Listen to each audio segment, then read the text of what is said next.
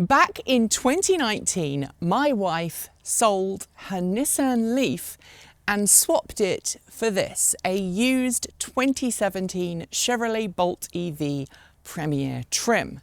She sold her Leaf because her original 24 kilowatt hour Nissan Leaf couldn't easily make the trip from where I live now into downtown Portland and back in winter without either requiring her to stop and charge or not having the heating on, because that round trip was right at the limit of what the car could practically do, 50 to 75 miles.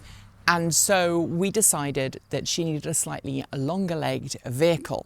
And in that time, this car has rolled over the 100,000 mile mark. It's currently got just shy of 115,000 miles on the clock. And last year, when my wife was considering trading it in for a brand new car, we came up with a bit of an unusual idea for the channel. With new EVs very difficult to get hold of this time last year, prices on new EVs continuing to rise to this day, and wait lists being particularly long, we wondered if it would be possible to take this car, which is almost completely paid off, spend some money on it, upgrade it, and give it the kind of features that my wife was looking for in a new car. So far on this series, we've talked to you about giving this car a bit of a spruce up on the outside with ceramic coating. If you haven't already watched that video, it's right here. Today, we're going to talk about the next part of the series, which is giving this car the same kind of advanced driver assistance system that you would find in a brand new Tesla Model 3, a Ford Mustang Mach-E, or any other number of new electric cars coming to market. I'm talking about installing the Comma AI 3 system, running Open Pilot, and giving this car the same kind of level 2 semi-autonomous driver assistance capabilities that many people want with a new car. I've already filmed the installation video, and so what I'm going to do is I'm going to jump in the car. I'm going to give you a little bit of an overview of the system, explain how it's been thus far, and then we'll jump to the installation procedure in case you want to buy a Comma AI system to put in your older Chevrolet Bolt EV. Here I am on a local freeway in the greater Portland metro area, and the car is doing the majority of the driving thanks to Open Pilot and the Comma 3 hardware. For those who don't know, Open Pilot is a combined hardware and software solution. So you have the Comma 3 hardware, which is what this car is running special software under the general Open Pilot name. There are different branches for different vehicles, and it gives your vehicle the ability to operate hands-off on many roads using a very similar system to the Tesla Vision system that you find underneath Tesla's Autopilot and Tesla's Autopilot full self-driving. How it works is it takes a load of data from the car's built-in sensors, plus cameras that are on the Comma 3 unit, and it fuses that data and uses onboard hardware inside the Comma 3 unit running special software to determine where the car needs to be in its lane, how close it is to the vehicle in front, and all of that good stuff to make sure that the car can do most of the hard work of driving. Comma itself sells this as Make Driving Chill. This is officially a beta test unit. You do have to install the software yourself, so it's not like a plug and play solution. And if you have a Chevrolet Bolt EV, you also need to install extra hardware to your Bolt EV if it was made before 2019, I believe, 2019, 2020. You have to have an extra piece of hardware to install in the vehicle if you want full control, or at least if you want the non-redneck version. But enough of me talking, let's go through the process of installing the Comma 3 hardware in the Chevrolet Bolt EV, and then I'll come back and tell you a little bit about the early experience that we've had driving with this system. Today is a really hot day, and so I have been running the car with the air conditioning on just to cool it down and make it a little more pleasant inside. But when it actually comes to installing, because you're going to be unplugging and plugging things in, it is important to make sure that you turn everything off while you are installing the system. The first thing that's worth noting is that I've installed this already. This is the mount that goes on the windscreen for the Comma head unit. This is what the Comma head unit looks like for those who don't know. It's actually going to be the last thing to be installed, but you have to leave that mount on the windscreen for at least 48 hours to allow it to cure. The first thing I'm actually going to install is this, a Ethernet patch cable.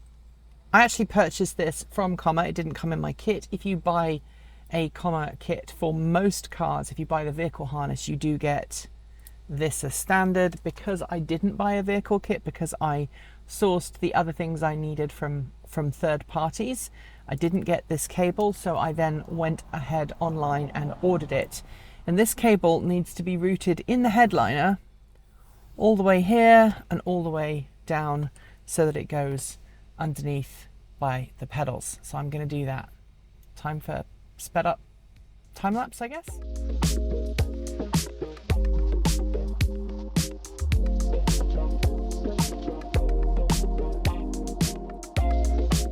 It's a hot day and it's kind of painful installing this. I'm doing this in a way that hopefully won't affect the airbag operation. I'm literally just pulling this piece of trim away and just tucking the cable underneath. I'm being very careful to make sure that when I route it, I'm routing the cable away from anything that might be needed when the airbag activates, and then I'm going to just route this cable down through here.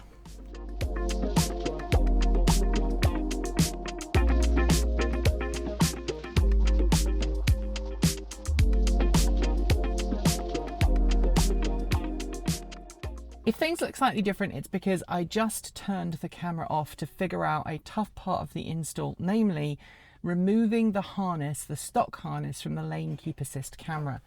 That's because we need to plug this in, which goes into the harness box, which is somewhere down here, this thing here, and you plug your lane keep assist harness from the car in here, and then you plug this into the camera that's just above the dash. The reason I turned the camera off was because it was so hot and I just wanted to solve the problem without the cameras rolling and overheating. But this trim piece comes off. It's fairly easy to get it off, to pull it off and just have it dangling around the camera. But I just wanted to let you know that there are these little hooks that go on the bottom of the unit here, and it's all too easy to break. So make sure that when you pull this down, you then go up top and you squeeze these two here, like so. You squeeze them. You might want to get a flat-bladed screwdriver in there and then pull it down, and then it just comes out like so. You can pull the whole unit off. It gives you more space. The other thing that I wanted to let you know is that this here, this connector, is a deuce of a trouble to get off. That is because it has this little white locking tab on it, and this white locking tab normally sits fully depressed, and you have to get in and pull it out to then push down on this little locking tab within the connector. So it's a bit of a pain. Take your time. I find that these Allen wrenches or Allen keys are great for getting in there and depressing a tab and then pulling it out. So that's what I did, and it worked a treat. I'm now going to plug in the harness. So this end goes into the camera on the car. Just push it in until it clicks. That's a good job. And then you're going to take this and plug these two here together like so, and they will lock. Now you'll notice this white locking tab. Let me show you how it works. You push it in, it is now locked and won't come out. And then we're just going to carefully hide these cables up here, and there should be enough space to wrap the cables around underneath this unit and make sure it's a nice snug fit. Bit of advice, don't do this on a hot day like I'm doing, because you can easily burn yourself on the windscreen with the hot stuff. The other thing I'm going to do is I'm going to use double-sided tape to connect the harness box to the underside of this, which is nice and smooth. So I'll plug the harness box on the underside, making sure that it doesn't foul anything else. And then this won't rattle around inside the car when we're driving along. So cut it to size, give it a nice snip, and peel and stick. That's the way to do it. So this bit plugs in here. Again, it locks in place. And I think I'm gonna, as I say, stick this on the inside. But first I'm gonna plug this Ethernet cable in here. Get it the right way around. And then I'm going to get my USB-C cable for the comma that has to power it, and I'm going to plug that in. As they say, installation is the reverse of removal, so with all of the cables hidden up here out of the way, I'm just going to very gently offer this back in and hope that it all snaps into place. Making sure that that Ethernet cable is out of the way.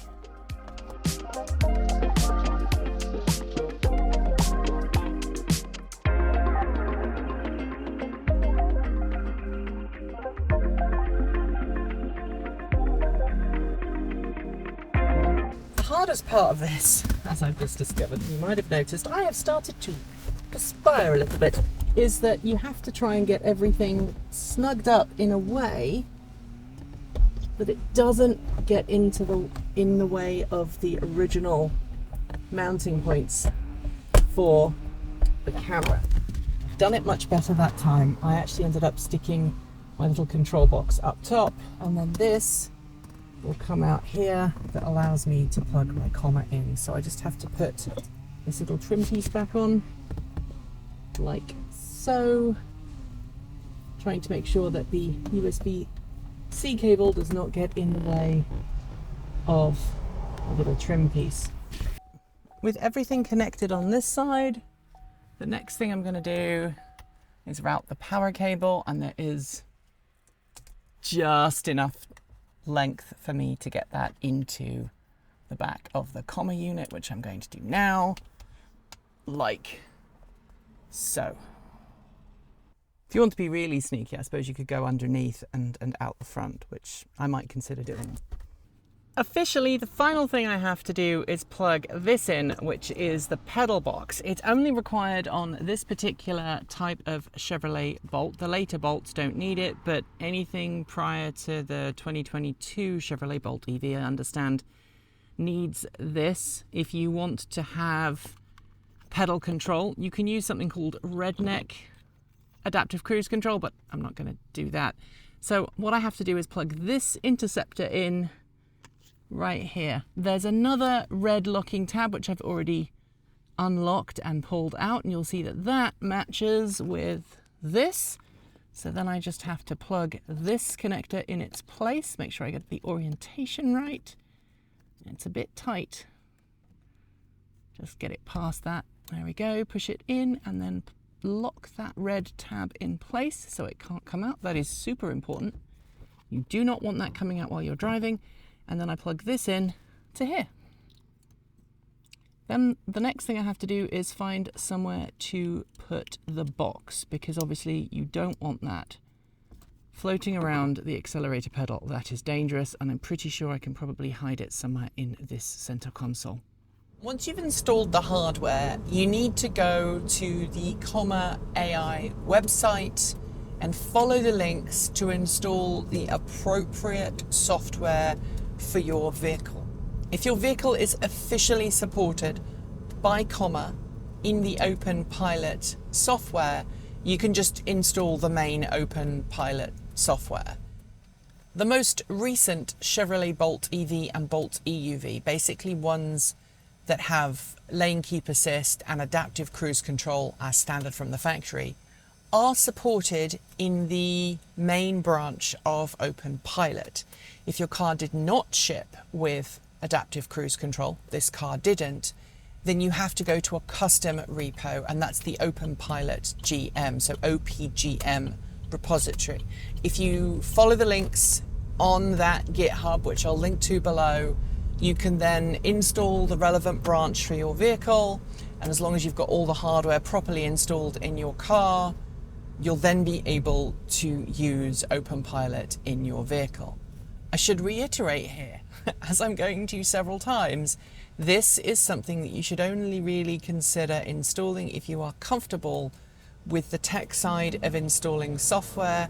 You're willing to, enable fast boot mode if things go a bit wrong, which has happened when I tried to install an update at one point. It bricked the device and I had to go back and use fast boot mode and install the bootloader again to then get it to work properly. And if you don't understand any of what I've just said, probably, unless you're willing to do a lot of research and learn all of the terms I just used, you're probably not the target audience for this particular solution.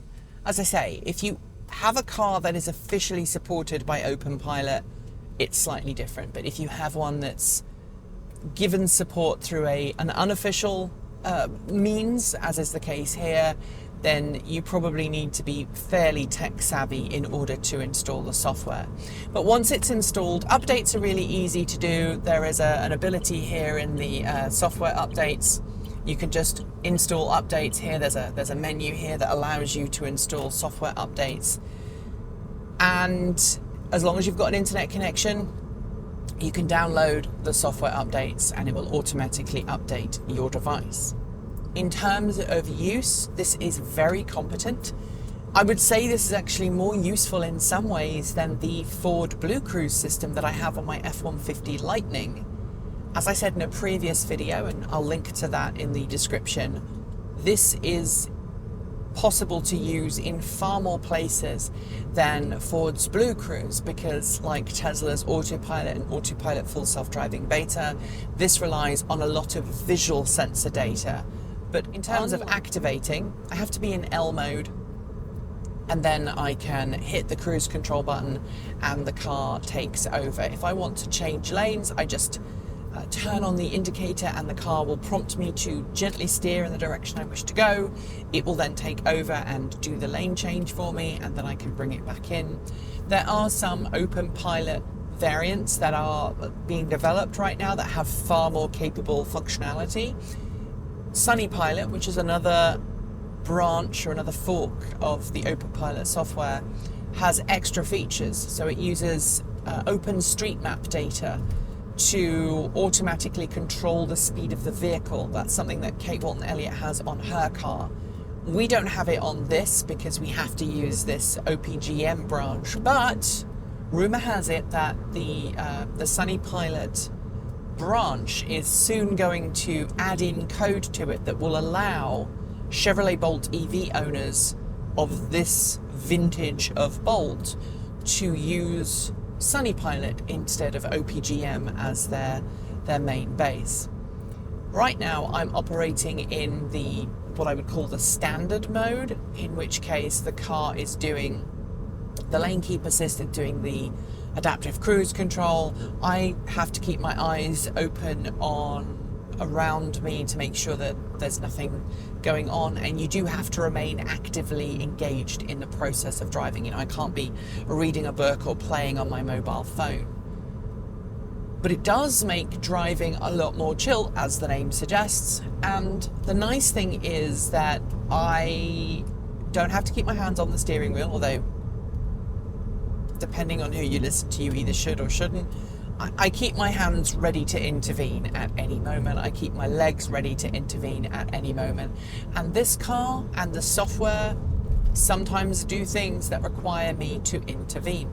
If the road is particularly uneven, if there is a really sharp turn coming up that the car needs some extra torque on, I have to have my hands on the wheel. The car will still often make the turn. It just needs me to have my hands on the wheel to give it some extra support. There is something called the experimental mode, which is an alpha mode, which I've just engaged. And what that does is it drives a little bit like a 15 or 16-year-old learner driver. So it's not really ready for mainstream yet. And in alpha mode, it will handle things like stoplights and stop signs. Although I find that this mode is actually less chill, because it will, for example, come up to a stop sign, it will stop at the stop sign, it identifies that there is a stop sign and stops, and then it will pull away, and it very often will pull away quite rapidly. So I prefer to keep it in the main mode rather than alpha mode. And that means that when it comes to stoplights and when it comes to stop signs and, you know, junctions, I have to take control of the vehicle and I have to do the driving. That is a lot safer for me, and I think it's a lot safer for most people. There you have it, how to install the Comma 3 system on a 2017 Chevrolet Bolt LT Premier. Thanks to everybody who made this possible. Thanks to Bear Tech Workshop for selling me the pedal that I needed to get this car working with the actual hardware from Comma. And thanks to all of you for watching at home. If you have a Chevrolet Bolt EV and you would like to get a similar system running on your car, remember that this is experimental and you should take your time, but it is possible. And then having this technology behind the wheel makes driving a whole lot easier.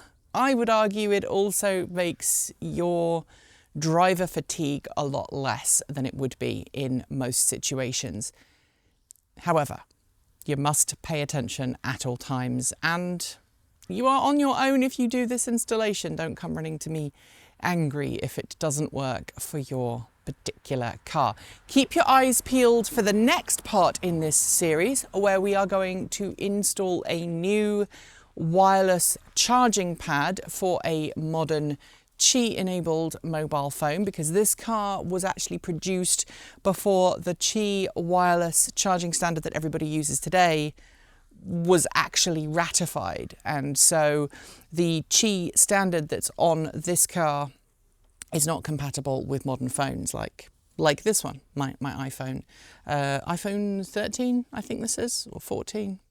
I can't remember. There's been way too many. Anyway, after that, we'll also be upgrading the touchscreen display, because that got broken a while back, and so we need to upgrade it. I say broken, it's been scratched. We have a replacement touchscreen, and so we'll do a video on that as well. And hopefully, as you'll see, spending a few $1,000s on this car rather than 10 or 20 on a brand new one feels like a more appropriate solution to upgrading your driving experience. It's certainly a lot more sustainable. And on that note, we are done with today's video. If you have comments and thoughts, you can leave them below. You can also reach out to us on Mastodon, or you can reach out to us in the Discord chat room. It's a great place if you want to carry on the discussion. Or if you are a Patreon supporter, you can leave a note there. If you want more, subscribe, hit the bell, and follow the links below to regularly support us with a YouTube membership or a Patreon subscription. You'll also find links to our Ko-fi, Bitcoin, and Swag store, as well as that aforementioned Mastodon server.